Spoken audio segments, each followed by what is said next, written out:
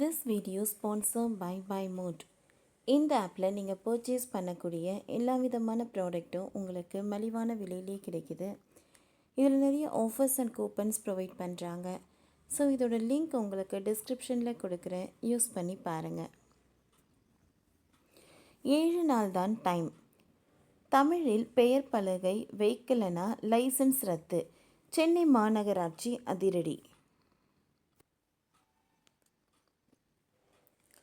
தமிழகத்தில் தலைநகரான சென்னையில் ஏராளமான தொழில் நிறுவனங்கள், கடைகள் செயல்பட்டு வருகிறது.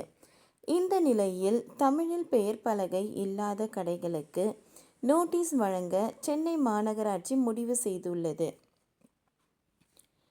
உரிய பதில் அளிக்காவிட்டால் அபராதம் விதிக்கவும், கடைகளில் உரிமத்தை தற்காலிகமாக ரத்து செய்ய நடவடிக்கை எடுக்கப்பட்டுள்ளதாக தகவல் வெளியாகியுள்ளது. தமிழகத்தின் தலைநகராக சென்னை உள்ளது. இங்கு ஏராளமான தொழில் நிறுவனங்கள் செயல்பட்டு வருகிறது.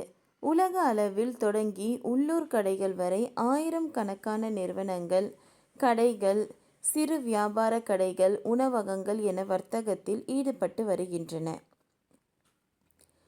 இந்த நிலையில் தமிழில் அந்த நிறுவனங்கள் பெயர் பலகைகளை வைக்க வேண்டும் என ஏற்கனவே தமிழ்நாடு அரசு அறிவுறுத்தியுள்ளது. இந்த நிலையில் பெரும்பாலான நிறுவனங்கள் தங்கள் கடைகளின் பெயர் பலகைகளை ஆங்கிலத்திலேயே வைத்திருக்கின்றனர்.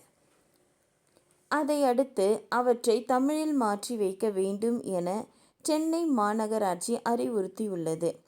சென்னையில் உள்ள 15 மண்டலங்களிலும் அனைத்து கடைகளிலும் பெயர் பலகை தமிழில் இருக்க வேண்டியது கட்டாயம் என்ற நிலையில் அவற்றை பின்பற்றாத கடைகள், தொழில் நிறுவனங்கள் மீது நடவடிக்கை எடுக்க வேண்டும் என தமிழ்நாடு அரசு அறிவுறுத்தியுள்ளது.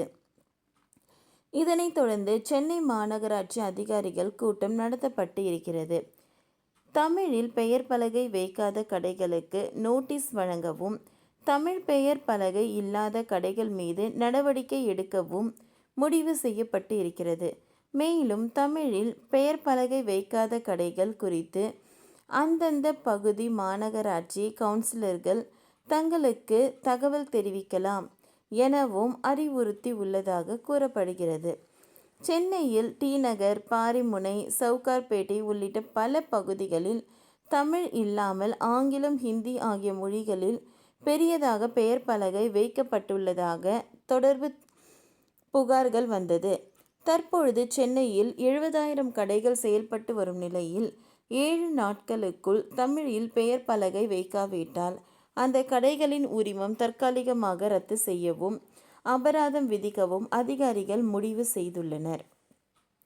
இது மட்டுமல்லாமல் கோவை, மதுரை, திருச்சி, சேலம், நெல்லை உள்ளிட்ட முக்கிய நகரங்களிலும் கடைகளின் பெயர் பலகையை கட்டாயம் தமிழில் வைக்க வேண்டும் என தமிழக அரசு அறிவுறுத்தி உள்ளது.